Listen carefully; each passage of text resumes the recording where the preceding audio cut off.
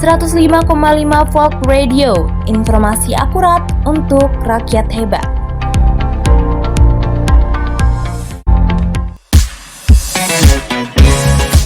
Kamu mau dapat informasi mendalam? Dengan topik terkini dan dibahas bersama narasumber terpercaya. Ayo, kupas bersama dalam Talk Aktif, Speak Data and Fact.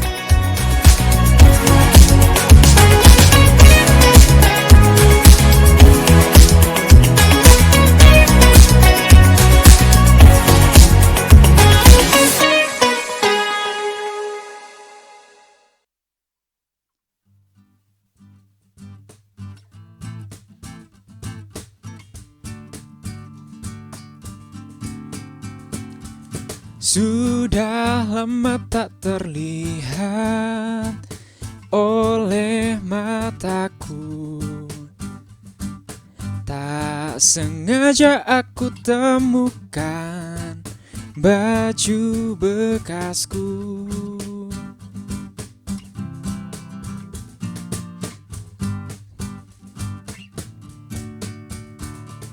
Tak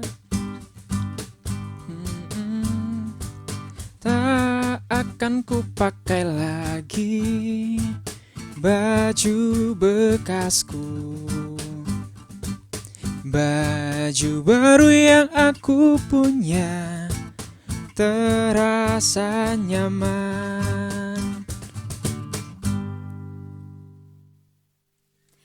105,5 FM Folk Radio, informasi akurat untuk rakyat hebat.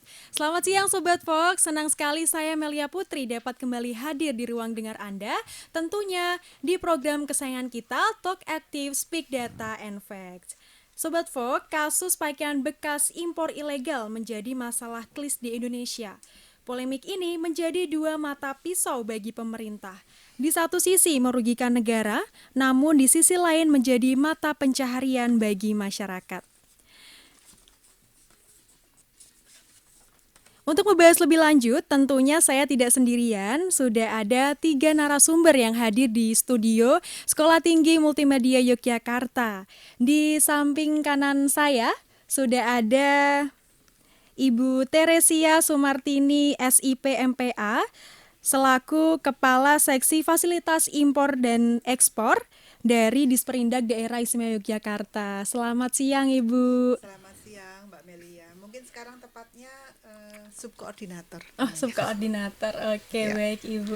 Tadi gimana Bu perjalanannya ke sini? Luar biasa panas. Oh, panas. Tapi di sini udah dingin nggak sih Bu? Sudah langsung dingin. Oh iya, oke baik Ibu. Nah lalu di samping kiri saya sudah ada Bapak Soeharto SEMSI dari dosen Fakultas Ekonomi Universitas Islam Indonesia. Selamat siang Pak. Selamat siang Mbak Melia, itu Bapak semuanya.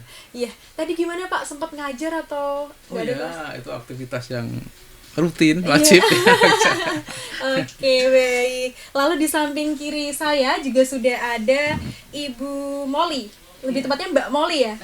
Mbak Molly Yoverina dari pebisnis thrifting daerah Istimewa Yogyakarta. Selamat siang. Iya. Tadi gimana Bu? Udah jualan nggak atau tutup? Jualan. Tetap jualan ya? Oke. Nah, selain narasumber,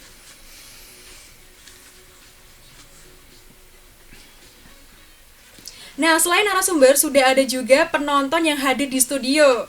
Selamat siang Sobat Folk. Selamat siang. Gimana nih kabarnya hari ini? Baik. Ya, tadi udah sempat makan siang belum? Sudah. Oke. 2 kali. Oke. Nah, supaya suasananya nggak panas banget, selain ada AC juga sudah ada Home Band Simfonima yang akan menghibur kita di siang hari ini. Mana suaranya, Imban? Halo, Halo. selamat siang. Oke. Nah, pendengar setia Sobat Folk yang ada di rumah juga bisa bergabung bersama kami melalui live streaming channel YouTube Folk Network. Dan Sobat Folk juga bisa memberikan pertanyaan dengan cara mengisi question box yang ada di Instagram kami @folk_network. Atau bisa juga melalui live chat YouTube kami. Dan Sobat Folk yang ada di studio juga bisa bertanya. Nah, baik Sobat Folk, sebelum kita mengulik lebih lanjut, inilah benang kusut impor pakaian bekas.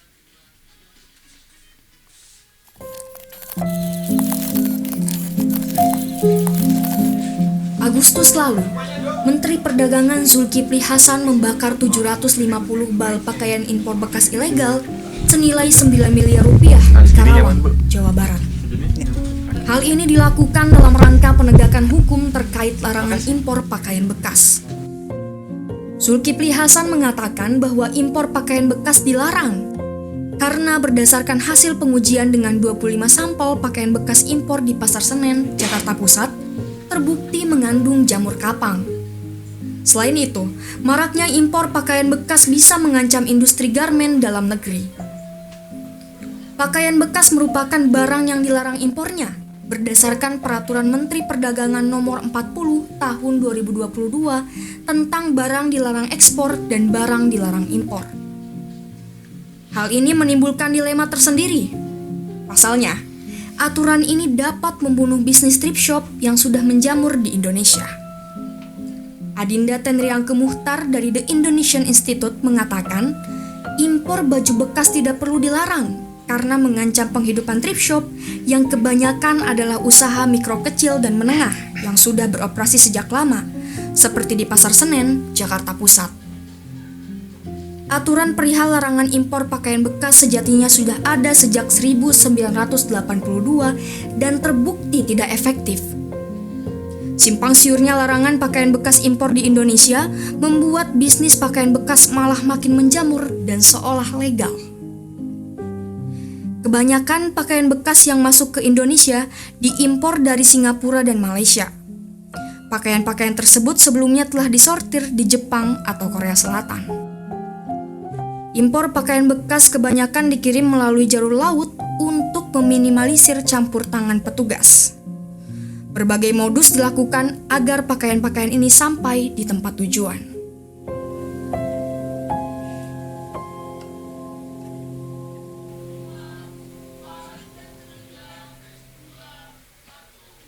Baik Sobat Fok, saya langsung ke Ibu Tere ya. Nah, oh ya Ibu Titin aja ya panggilannya, oke. Nah mungkin bisa dijelaskan terlebih dahulu latar belakang impor pakaian bekas, kenapa awalnya dilarang di Indonesia Bu? Pada dasarnya yang namanya impor barang bekas itu dilarang. Jadi tidak hanya pakaian bekas ya, ada hampir semua barang yang bekas itu dilarang impornya. Hanya ada beberapa barang yang boleh diimpor untuk yang bekas, misalnya barang modal seperti mesin-mesin produksi seperti itu. Tapi untuk barang-barang lain, terutama pakaian, itu tidak boleh. Kenapa? Ada beberapa alasan kenapa tidak diperbolehkan impor. Pertama, tadi sudah dijelaskan di awal ya, sebetulnya sudah, mungkin semuanya udah pada tahu, karena yang namanya impor pakaian bekas itu bisa mengganggu produksi dalam negeri. Jadi kasihan juga ya, tadi kan memang dijelaskan, ini kasihan pedagang-pedagang thrift itu IKM kecil. Di sebaliknya juga pelaku-pelaku industri kecil juga banyak yang membuat pakaian-pakaian yang dalam negeri, yang baru-baru. Nah ini tentunya mengganggu ya, kasihan sekali mereka jadi bersaing dengan produk-produk yang kalau di Indonesia kan wow banget nih kalau lihat-lihat barang branded kayak gitu, tapi harganya murah. Nah ini kan kasihan banget untuk produk yang lokalnya, satu.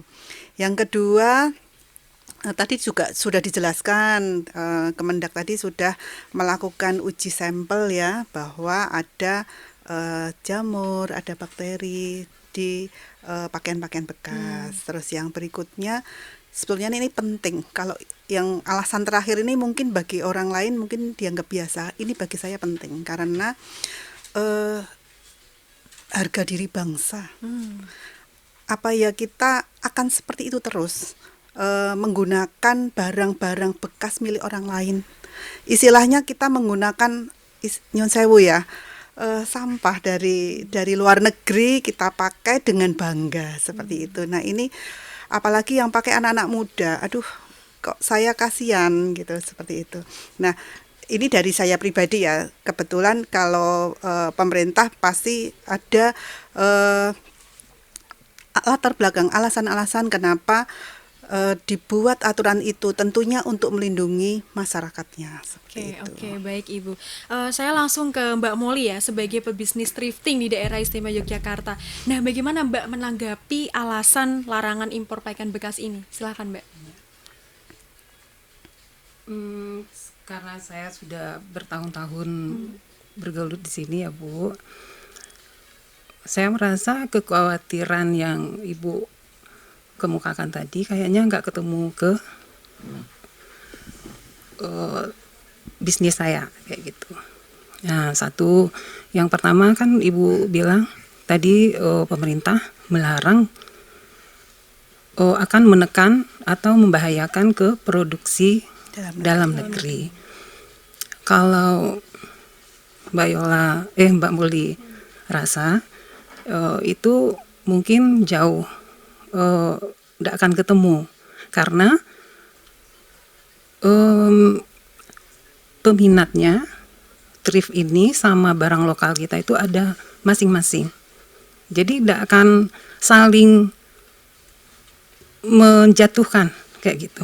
Soalnya Molly sendiri jualan pakaian lokal kita juga. Nah, jadi thrift juga, tapi beda tempat, nggak ada pengaruh apa-apa. Nah, gitu. Oke, jadi seperti yang Mbak Molly sampaikan, segmennya berbeda ya? Ah, iya benar. Tergantung masyarakatnya seperti itu ya? Oke.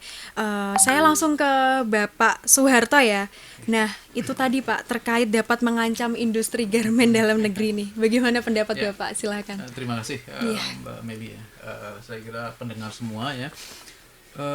Saya sebagai akademisi di sini ya, saya tentu akan melihat dari kepentingan yang lebih komprehensif, kira-kira begitu ya. Kalau kita bicara impor pakaian bekas, harus kita lihat dari dua hal ya, plus minusnya kira-kira gitu ya. Apakah ada sih positifnya impor barang bekas itu?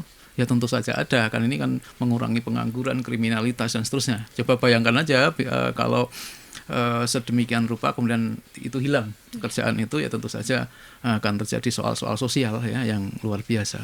Tapi apa yang disampaikan oleh Bu Titin tadi ya, itu ya juga tidak bisa kita abaikan. Nah, soalnya bagaimana ini kaitannya dengan IKM? Nah, sebenarnya IKM kita itu ya, itu maju apa tidak, itu persoalannya bukan hanya impor pakaian bekas, ya, bukan itu saja. Karena pesaingnya itu justru yang banyak itu produk baru yang diimpor gitu ya. Jadi kita bayangkan misalnya impor dari China itu harganya sangat rendah, kemudian dari India. Dan kalau kita lihat di media itu banyak teman-teman muda kita itu membuka online shop ya, yang khusus misalnya menjual produk-produk dari Thailand, misalnya seperti itu. Dan itu harganya bersaing dan produknya itu relatif bagus. Nah, jadi dari sini kita bisa melihat banyak untuk mendorong IKM kita itu tentu banyak hal ya, misalnya bagaimana daya saing itu meningkat. Kemudian yang tidak kalah penting adalah kreativitas, inovasi, dan ini kemampuan dari pelaku IKM kita itu harus tinggi. Di samping harganya murah ya tinggi karena pesaingnya sedemikian rupa. Nah, jadi saya kira dalam posisi ini nanti kita akan lihat kita bisa mencari jalan tengah ya dari kepentingan dari pelaku usaha ini maupun dari sisi-sisi yang tadi disebutkan oleh Bu Titin. Gitu saya kira, Mbak. Oke, berarti pemicu utamanya itu bukan dari pakaian bekas ya Pak ya? Iya, saya kira itu ya. Jadi barangkali tadi soal harga diri gitu ya yang termasuk dikemukakan. Nah, sebenarnya soal harga diri ini ya banyak hal ya yang harus kita lihat ya. Misalnya kita ini juga nggak malu-malu tuh, misalnya mobilnya bagus, isinya Pertalite juga nggak malu ya. Kemudian korupsi juga banyak sekali, juga tidak malu. Jadi sebenarnya saya ingin katakan begini, kita ini kalau melarang sepenuhnya pasti gagal. Ya, pelarangan impor itu di produk apapun gagal. Jangankan kok pakaian bekas, narkoba aja gagal ya. Okay. Ini realnya begitu. Nah, sekali lagi kita perlu cari jalan tengah untuk ini. Kira-kira Oke, gitu. oke, baik. Ya. Oke. Nah, Sobat Fok yang ada di studio masih semangat gak? Kok lemes sih? Mana suaranya? Oke, jangan kemana-mana Sobat Fok. Tetap di Talk Aktif, Speak Data and Fact. Talk Aktif. Talk aktif. Talk Aktif. Talk aktif. Speak data and facts.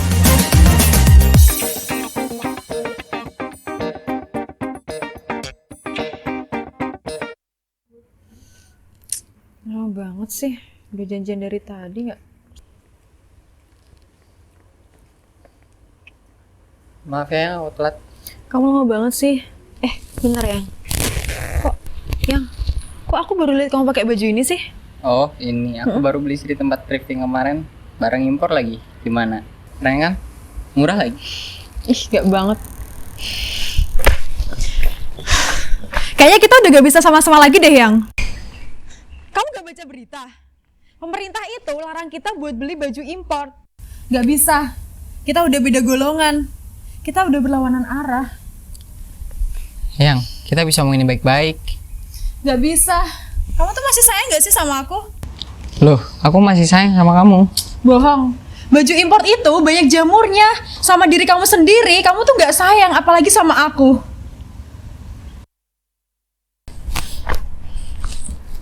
Aku gak suka ya kamu kayak gitu. Dan ingat, pantang buat aku pakai baju bekas kayak gitu. Apalagi balikan sama kamu.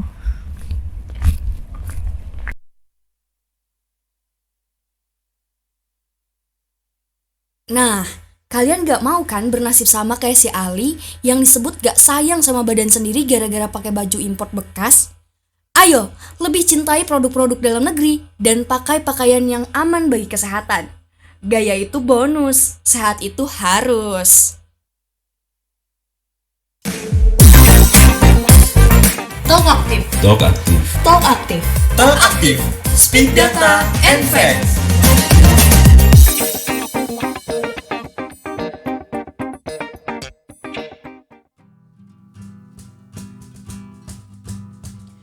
Panasnya mentari, kering kerontang, keringat bercampur debu jalanan.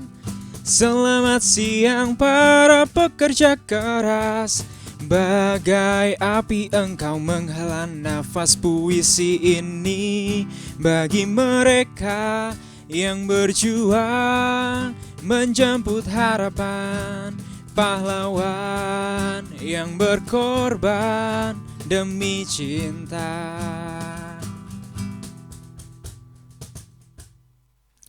Terima kasih Sobat Fok yang masih setia mendengarkan Talk Aktif, Speak Data and Facts bersama saya Melia Putri.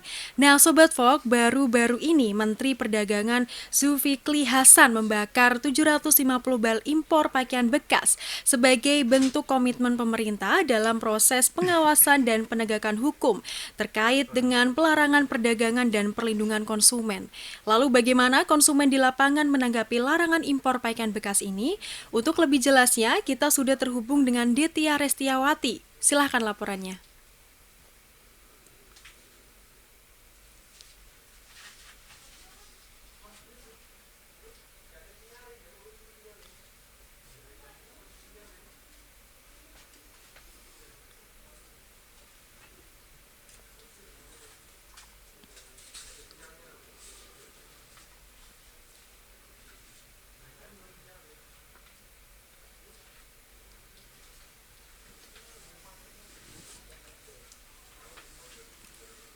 Kios yang ditujukan untuk UMKM diantaranya 48 kios untuk fashion thrift, 19 kios berjualan batu akik, 33 kios untuk berjualan kerajinan lain seperti batik, kerajinan kulit, dan untuk lantai 2 sepenuhnya dipakai untuk berjualan baju thrift. Sebelumnya, pemerintah telah mengeluarkan kebijakan larangan impor pakaian bekas. Pada Peraturan Menteri Perdagangan Nomor 40 Tahun 2022, tentang barang dilarang ekspor dan barang dilarang impor. Bahkan Agustus lalu, Menteri Perdagangan Zulkifli Hasan membakar 750 bal pakaian bekas impor ilegal senilai 9 miliar rupiah di Karawang, Jawa Barat, dalam rangka penegakan hukum terkait larangan impor pakaian bekas. Namun bisa Sobat Folk ketahui, meski dilarang, tetapi masih banyak pedagang yang menjual pakaian baju thrift. Hal ini dikarenakan minat masyarakat yang masih tinggi, terutama anak-anak muda. Saat ini saya sedang bersama salah satu pengunjung ST Square. Halo, selamat siang Mas. Halo, Dengan Mas siapa nih? dengan Rangga. Oke, baik Mas Rangga. Mas Rangga di sini mau lihat-lihat aja atau mau beli nih Mas? Mau lihat-lihat dulu sih, tapi kalau semisal ada yang cocok baru saya beli. Oke Mas. Mas Rangga sebenarnya tahu nggak sih Mas thrift ini dilarang sama pemerintah? Pernah dengar sih, cuman nggak terlalu mengikuti beritanya aja. Oke Mas Rangga, setelah membeli baju thrift ini pernah nggak sih Mas dapat efek samping misalnya gatal-gatal gitu Mas? Sejauh ini belum pernah, karena setelah saya membeli baju thrifting ini saya langsung merebusnya dengan air mendidih. Oke. Lalu tanggapan Mas Rangga sendiri nih Mas terkait larangan pemerintah mengenai impor pakaian baju bekas ini Mas? Ya kalau bisa jangan sih, karena banyak anak muda juga yang menyukai pakaian thrifting ini, juga banyak anak muda yang menggeluti bisnis usaha ini. Terima kasih Mas Rangga, selamat berbelanja kembali. Mungkin itu pendapat dari Mas Rangga selaku pengunjung ST Square mengenai impor baju bekas. Pemakaian impor pakaian bekas ini memang masih menjadi primadona bagi masyarakat. Terlebih juga banyak masyarakat Indonesia yang mata pencahariannya berdagang baju thrift. Dari ST Square Yogyakarta, Detia Restiawati melaporkan kembali ke studio.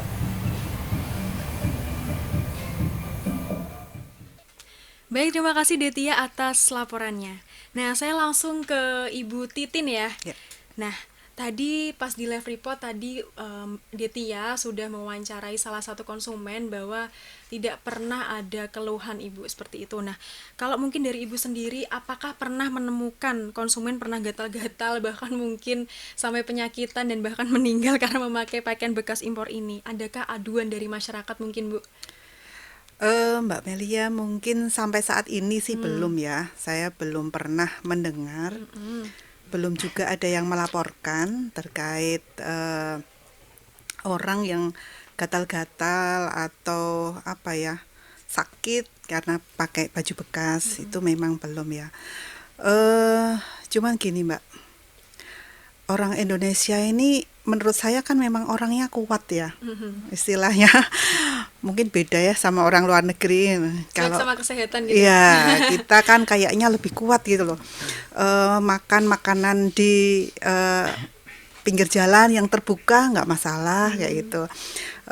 Tidak harus, kan kita kalau jajan makanan, coba Mbak Melia misalnya mau makan malam gitu, kan nggak pernah nanya nih, ini halal atau enggak, ini sudah ada BPOM-nya belum, sudah ada PRT-nya belum, kan nggak pernah ya. Kita memang nggak aware. Misalnya kita belanja di supermarket aja, kita jarang loh, saya lihat jarang loh orang baca ingredients-nya di dalamnya itu isinya apa saja, kondimennya isinya apa saja, jarang, apalagi pakaian ya. Mungkin kita juga lebih kebal kali ya, maksudnya bisa tidak terasa gatal, ataupun misalnya gatal pun nggak terasa juga mungkin, atau mungkin ada juga orang-orang yang tahu bahwa ini karena pakaian bekas, jadi seperti Mas Rangga tadi, dibawa pulang, dicuci, dikelola dengan baik, itu juga ada. Tetapi memang sejauh ini belum pernah ada yang melaporkan, ya belum pernah dengar sih. Oke, baik Ibu. Saya ke Mbak Molly nih. Nah, terkait soal larangan impor pakaian bekas dari pemerintah, pernah nggak sih Mbak didatangi aparat gitu atau kepolisian karena menjual ini, thrifting? Itu kadang-kadang gini Mbak, kalau misalnya ada sesuatu yang harus dinaikkan isu, perginya pasti ke pakaian impor ini. Selalu Mbak Molly ini ya, sasarannya ke situ. alami kayak gitu. Tapi sebentar aja, Larangannya nggak jelas, terus ngomongnya juga nggak jelas, buat kita pedagang juga nggak jelas ini apa maksudnya. Terus ya udah kita cuma sebagai pedagang itu beli barang, kita bersihkan sedemikian rupa, terus sirkulasi udara di toko kita pikirkan, ya udah jual, dan peminatnya itu pun mereka yang memang ngerti barang ini gitu. Jadi kalau tadi misalnya pemerintah bilang, oh ini akan menekan produk dalam negeri kita, misalnya kan ini bahaya, enggak akan. Soalnya ini udah sendiri-sendiri dan tidak bisa memenuhi semua kebutuhan kita, barang-barang ini gitu kan. Terus mengenai penyakit, kalau 1918 kemarin itu udah pernah diuji coba. Kebetulan suami Mbak Molly juga pengurus persatuan ini kan. Itu memang diambil sampel barang dari BAL, diambil sampel barang-barang yang udah dipajang, barang lokal kita, sama aja bakteri yang namanya kayak kita sekarang kita coba periksa, ini udah berbakteri semua, itu lingkungan gitu kan. Terus barang-barang dari sana pemerintah mungkin tidak melihat dengan hati kalau menurut Ibu Molly. Karena apa? Barang ini sebetulnya ada grade-grade-nya. Terus gimana perlakuan orang sana ngasih ke kita, bukan kayak ngasih, wah ini sampah nih, ini ambil gitu. Bukan, mereka beli, kita juga beli, dan tidak akan menghilangkan harga diri kita, terus kita akan dihina. Enggak.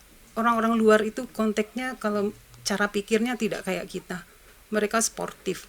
Jadi mereka tuh enggak pakai barang bekas malu-maluin. Enggak, bukan kayak kita itu terlalu picik kalau berpikir kan gitu. Nah, malah mereka senang, dan orang-orang luar yang kesini juga belinya ke kita juga. Orang-orang luar, bule-bule itu semua beli ke kita juga. Jadi penyakit, jamur atau apa, dulu memang udah diuji coba segala macam. Tuh kalau data itu bisa dibikin aja, ya tahulah kalau kita kan bisa aja bikin data kan Kak. Tapi yang benar-benar bukti nyata, saya Mbak Molly kan langsung berinteraksi sama barang tiap hari bertahun-tahun, puluhan tahun. Oke aja gitu Bu. Jadi pemilihan barang ini pun ada grade A, B, C sampai D.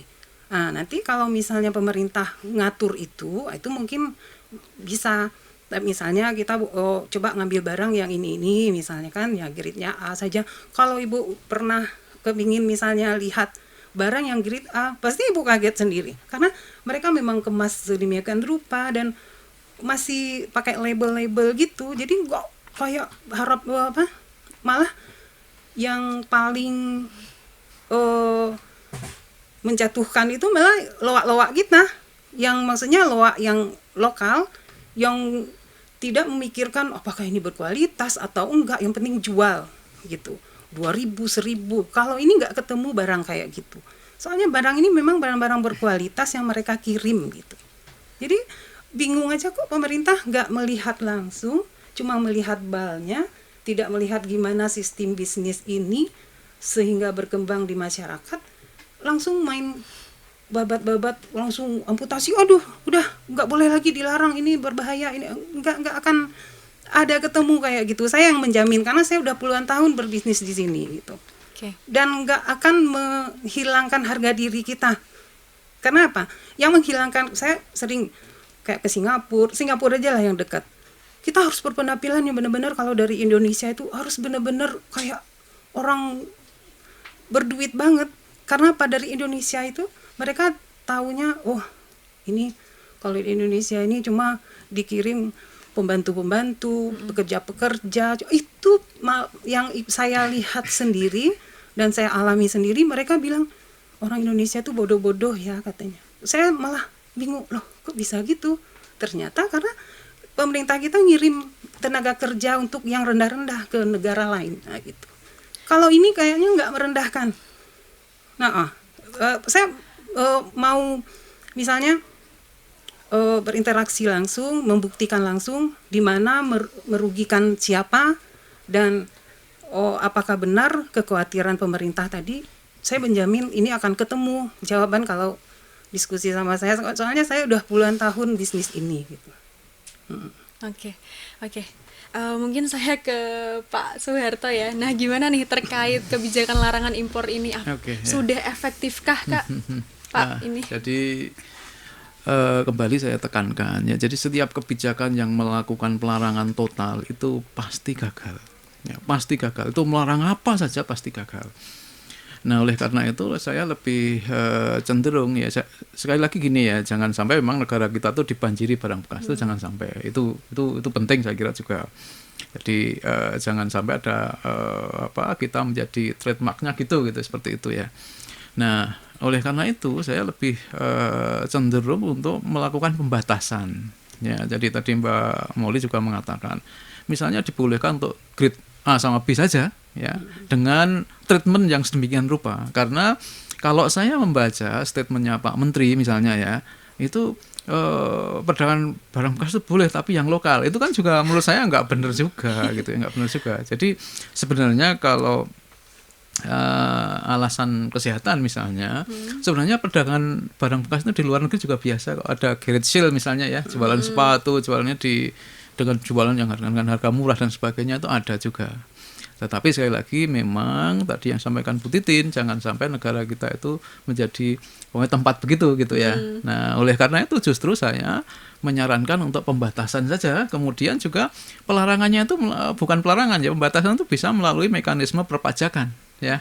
Mekanisme perpajakan. Jadi sekarang ini kan pemerintah itu sedang meningkatkan tax ratio ya, pajak kita sedemikian rupa. Bisa juga masuk lewat sana juga bisa. Untuk membatasi itu pakai pajak. Misalnya orang supaya mengurangi mobil pribadi kan misalnya tarif parkirnya yang tinggi ya, seperti itu ya, kira-kira begitu ya. Jadi tidak kemudian dilarang begitu saja, karena pelarangan seperti itu hampir pasti tidak berhasil. Saya kira seperti itu ya. Itu genuine aja, alamiah saja begitu gitu. Oke. Mungkin di tengah perbincangan kita di siang hari ini sudah ada pertanyaan nih Pak dari Instagram. Sebentar, saya pilih dulu ya.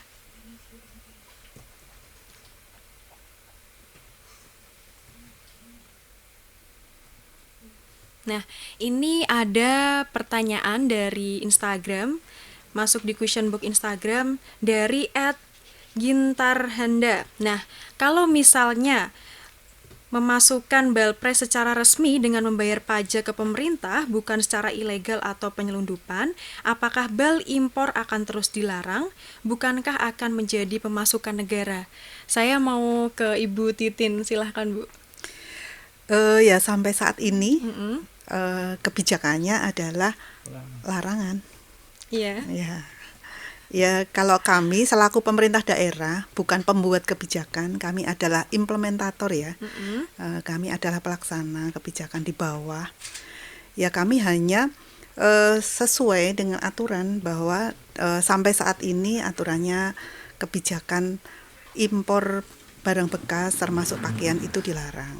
Sebetulnya kalau menurut saya juga tidak hanya masalah pajak aja ya, karena seperti yang dikatakan Bapak tadi, misalnya diberikan pajak yang tinggi, terus nanti dibuat grade kayak gitu. Tidak dibuat pajak saja masuknya bisa. Kenapa harus dibuat pajak? Istilahnya tetap pasti di luaran sana bisa masuk dengan tempat-tempat yang tidak sesuai dengan jalurnya, seperti itu. Oke. Mungkin ada penonton yang mau bertanya? Oke, silakan perkenalan diri ya. Perkenalkan, saya Alfred Abrian, mau bertanya ke Pak Soeharto. Seperti yang sudah dijelaskan tadi bahwa salah satu alasan pelarangan impor baju bekas itu adalah karena pakaiannya yang berkuman.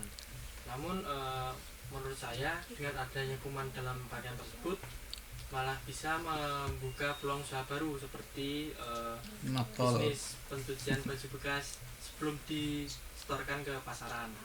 Nah, bukannya itu malah akan menambah peluang penyerapan tenaga kerja yang nantinya akan mengurangi jumlah pengangguran yang ada. Seperti itu, Pak. Oke. Terima kasih. Silakan. Terima kasih. Saya kira ya itu ide bagus ya. Saya kira anak muda ya harus kreatif.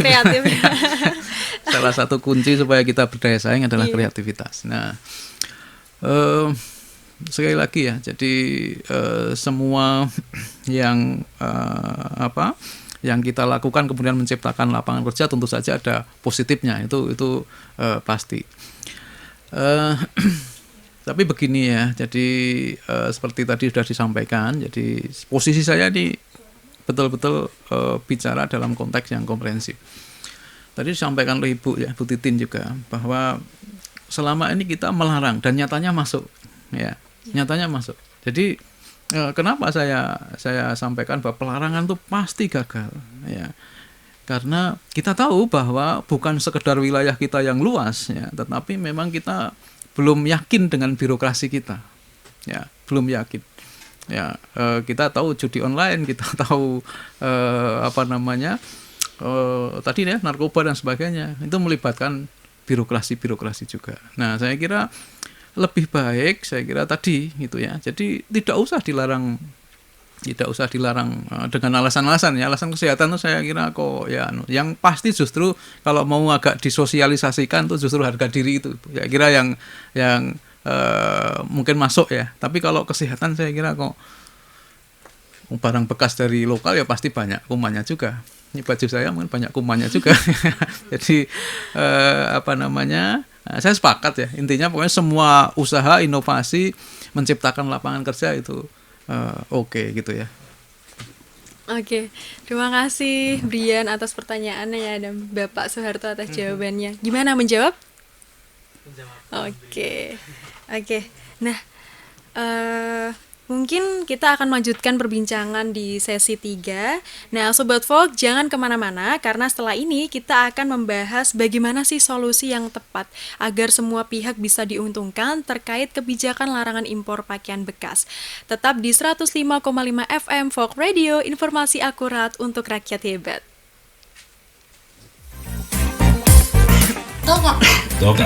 Talk aktif. Speak data and facts.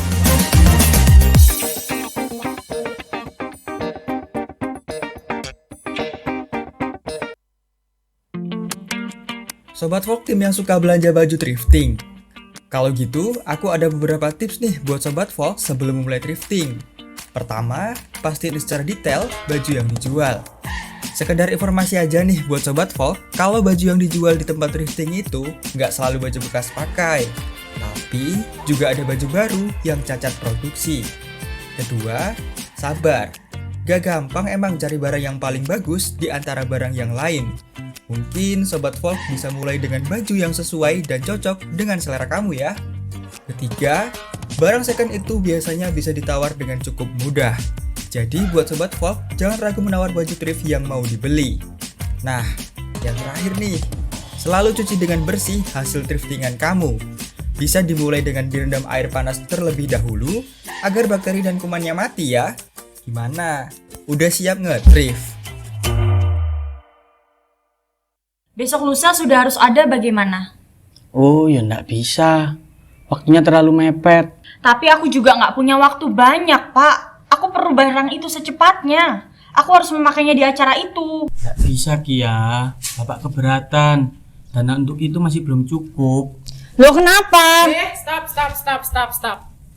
Ini ada apa toh? Ngobrolin baju buat perpisahan aja udah kayak ngobrolin rentenir nagih utang. Wes, ayo kita nanti ke ini aja, ke pasar apa kemarin namanya Awol-Awol. Nanti kita beli baju di sana. Tapi aman Bu bajunya. Tenang Pak, aman. Nanti Ibu cuci yang bersih biar Kia bisa make. Lagi pula di sana tuh bajunya lebih murah Pak daripada di toko-toko lain. Terus juga ya Pak, kalau Bapak jago milih, bajunya mantep-mantep Pak, bagus gitu. Kebagiannya Kia ini toh Pak, itu number 1, utama gitu Pak. Ya wis, nanti kita ke Awol-Awol. Ibu pilihin baju yang paling bagus buat Kia. Ibu iya kan Pak? Ya ndak mampu. Bapak.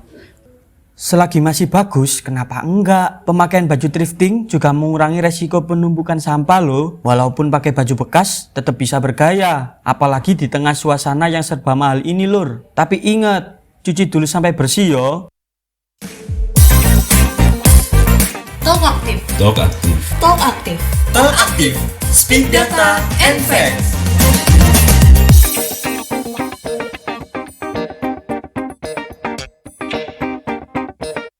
Sudut pandangku tentang mereka yang banyak tanya tanpa membaca. Katanya sekolah tapi otaknya mana? Tolong dirubah pola pikirnya. Yang susah gayanya nomor 1, sana sini jadi benalu. Ini pandangan dari kacamataku tentang negara yang lucu.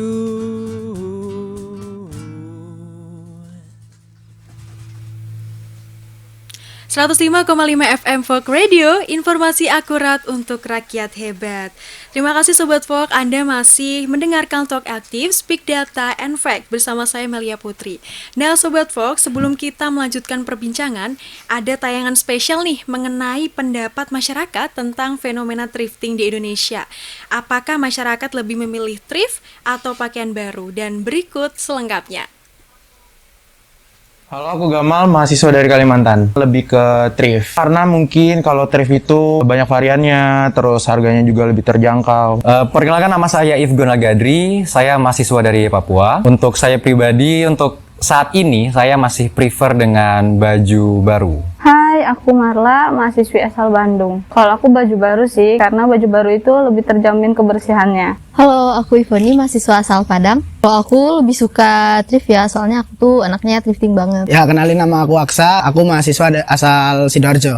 Kalau aku sih mending baju baru ya, karena baju thrift itu kayak bisa dibilang kita nggak tahu kan asalnya dari mana. Ya, siapa tahu itu baju kotor. Hai, aku Gelvani, aku asalnya dari Medan. Aku lebih ke baju thrifting ya, karena dari baju thrifting aku bisa dapatkan baju dengan harga yang jauh lebih murah dengan kualitas yang sama bagusnya. Menurutku itu cukup membantu ya, walaupun sebenarnya tetap nggak bisa dibenarkan adanya thrifting. Dari pemerintah sendiri pun udah buat larangan thrifting, tapi dari adanya thrifting ini banyak orang yang udah terbantu, dan menurutku thrifting itu bisa menurunkan angka pengangguran di Indonesia. Nah, saya langsung ke Ibu Titin ya. Nah, tadi kan kita sudah ngobrol-ngobrol ya, Bu. Kalau memang masih banyak penyelundupan seperti itu ya, Bu. Berarti kebijakan ini masih belum berjalan dengan baik ya. Nah, mungkin faktor-faktor apa sih, Bu, yang menyebabkan kebijakan ini tuh tidak berjalan sebagaimana mestinya? Sebetulnya memang banyak faktor ya, Mbak ya.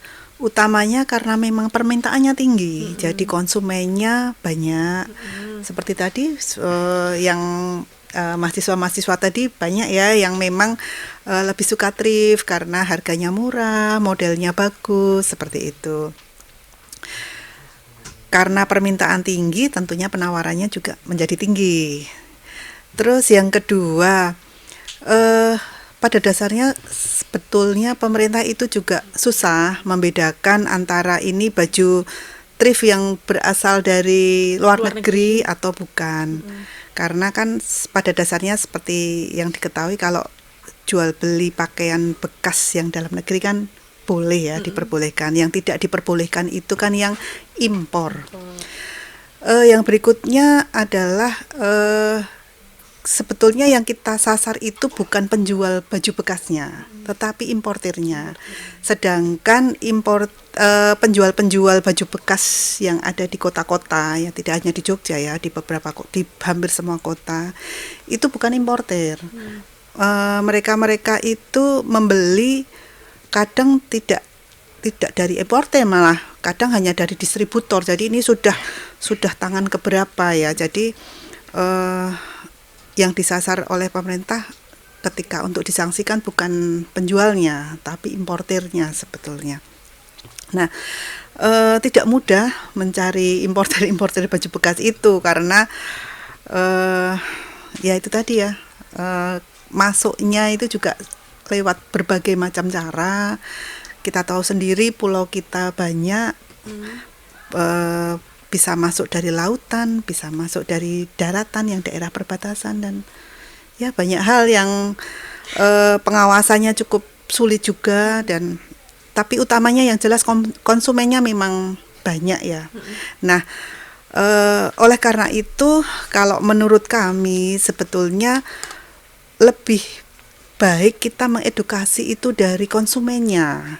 Jadi bagaimana kita bisa mengedukasi konsumen untuk pertama cinta produk dalam negeri ya. Terus yang kedua bahwa produsen-produsen dalam negeri itu juga harus berani bersaing dengan produk-produk luar. Jadi selama ini kan kita masih kalah ya, kalah banyak.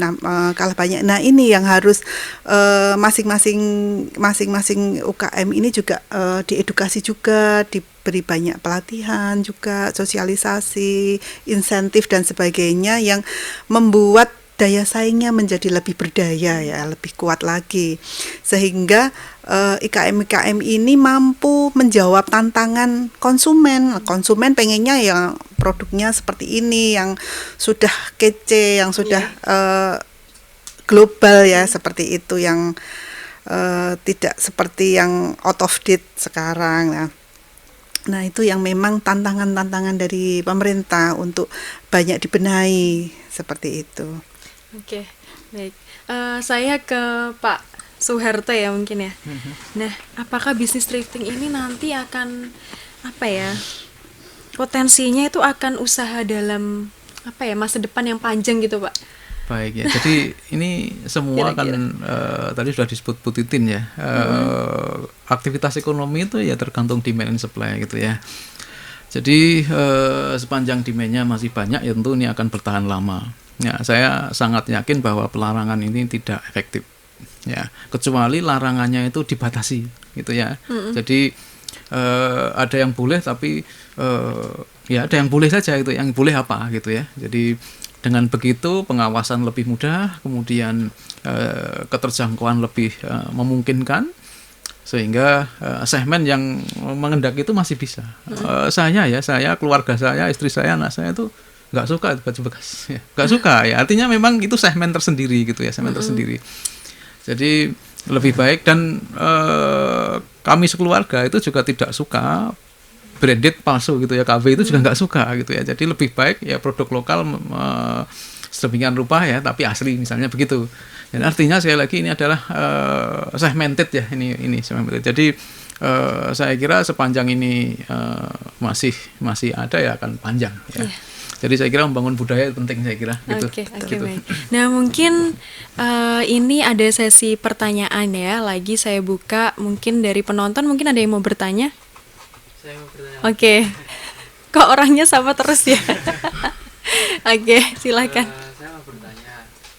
Sebenarnya faktor apa saja yang mempengaruhi masuknya pakaian bekas itu ke Indonesia? Itu. Oke. Ke siapa ini? Ke Ibu Titin. Ya itu tadi ya, yang sudah saya jelaskan tadi ya.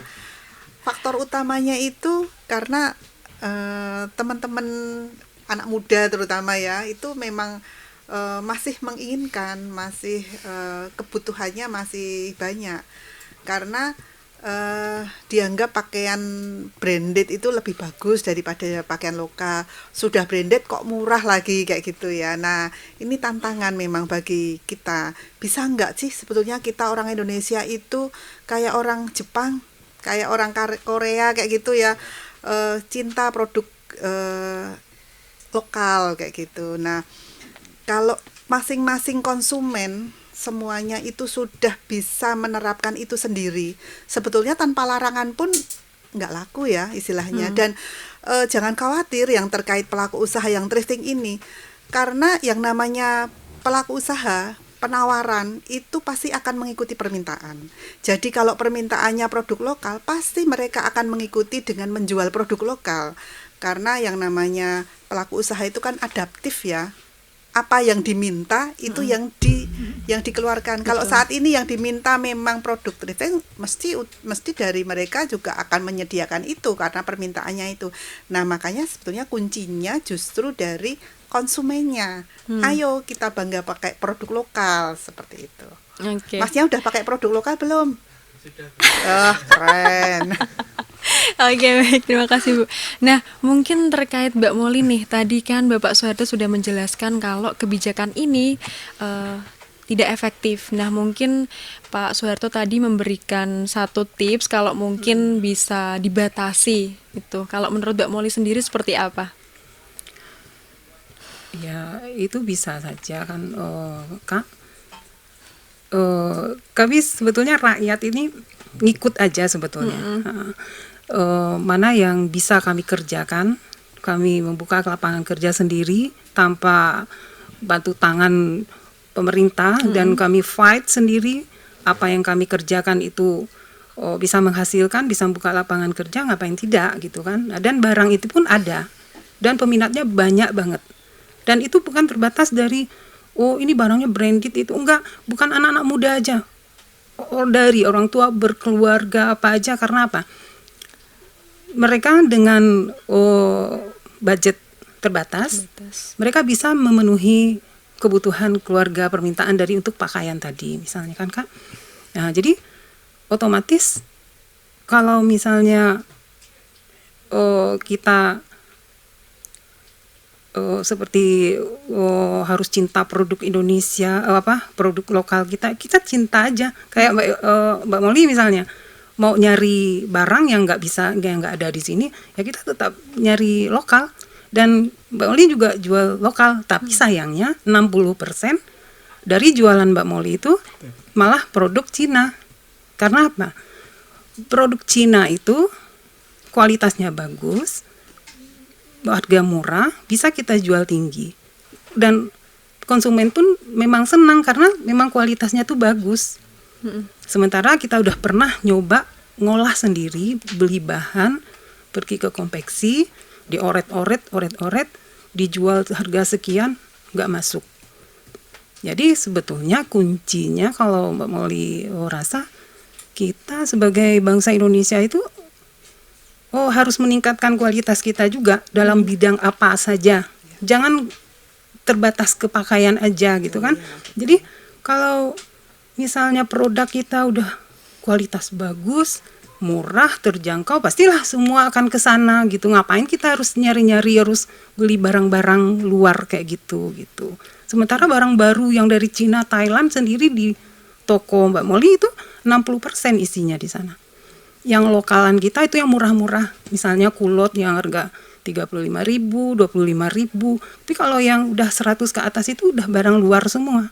Dan itu bebas. Nah, itu yang menekan, kalau menurut Mbak Molly, itu yang menekan produksi kita. Nah, kita kan kemarin berapa tahun yang lalu itu kami pedagang membaca ini perlindungan, pembelaan untuk beberapa garment aja sepertinya.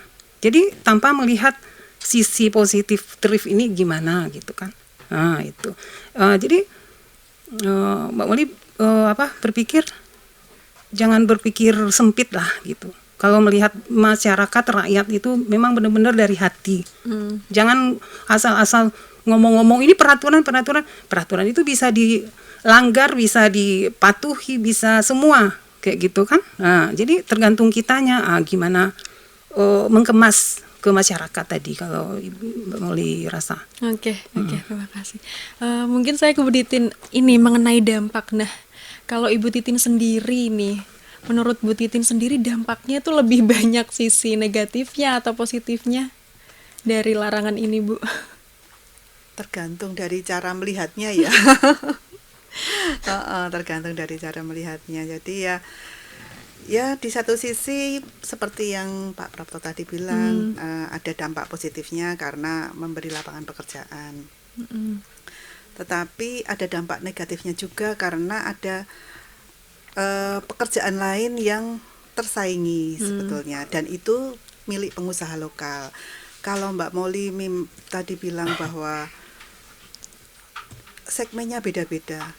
Tetap tidak bisa begitu. Benar segmennya beda-beda, tetapi sekarang coba bayangkan kalau di negara kita tidak ada barang impor bekas sama sekali. Tentunya kan masyarakat belinya ke lokal seperti itu. Nah, ini memang benar PR-nya bagi kita semua. PR-nya kita semua, tidak hanya pemerintah saja menurut saya.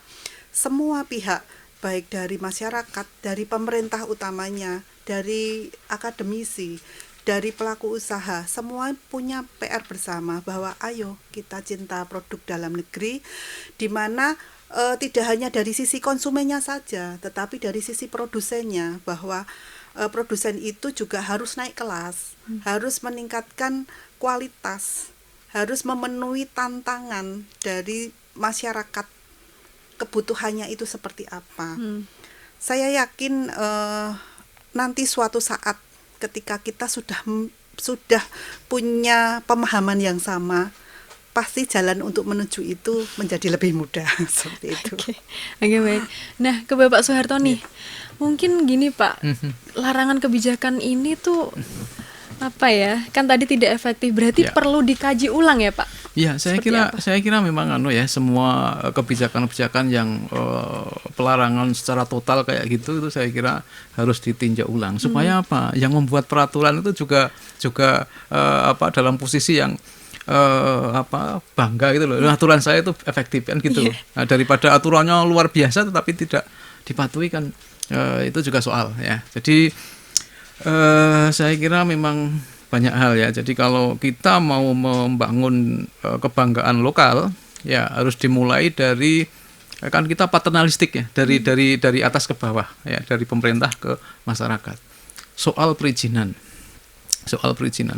itu luar biasa. Saya kira di Indonesia itu yang salah satu transaction cost ya, biaya transaksi yang luar biasa itu di perizinan. Padahal pemerintah pusat kan sudah pakai OSS, pakai ini, tapi faktanya di daerah itu luar biasa ya. Jadi ada hambatan di sana luar biasa.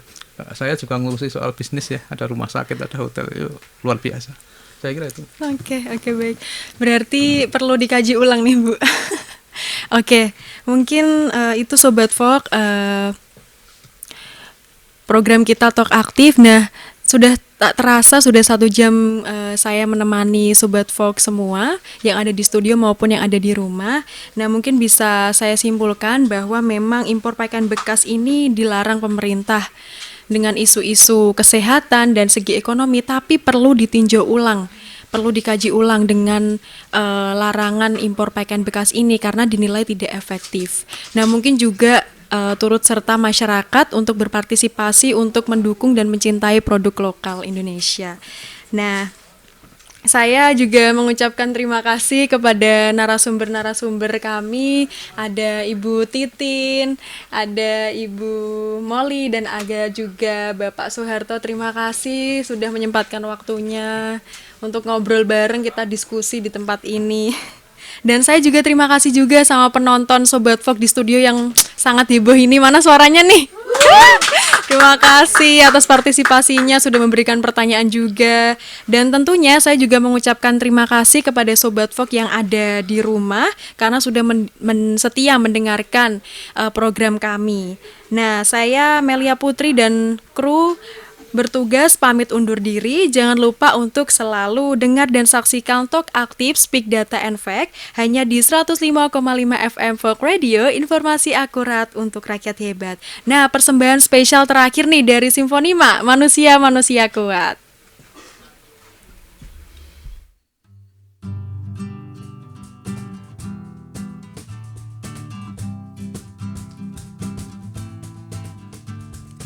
Kau bisa patahkan kakiku, tapi tidak mimpi-mimpiku. Kau bisa melumpuhkan tanganku, tapi tidak mimpi-mimpiku. Kau bisa melumpuhkan tapi sungguh tak akan lama. Kau bisa merobek hatiku, tapi aku tahu obatnya. Manusia-manusia kuat, Itu kita jiwa-jiwa yang kuat. Itu kita manusia-manusia kuat. Itu kita jiwa-jiwa yang kuat. Itu kita manusia-manusia kuat. Itu kita jiwa-jiwa yang kuat. Itu kita manusia-manusia kuat. Itu kita jiwa-jiwa yang kuat. Itu kita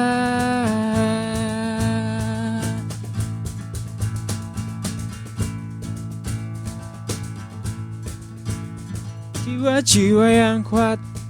Itu kita manusia-manusia kuat. Itu kita jiwa-jiwa yang kuat. Itu kita itu kita. Kamu mau dapat informasi mendalam Dengan topik terkini dan dibahas bersama narasumber terpercaya.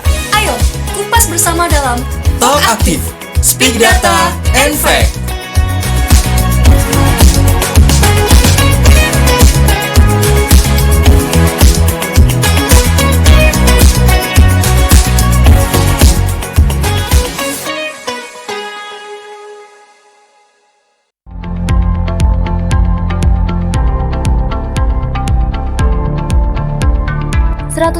.5 Folk Radio, informasi akurat untuk rakyat hebat.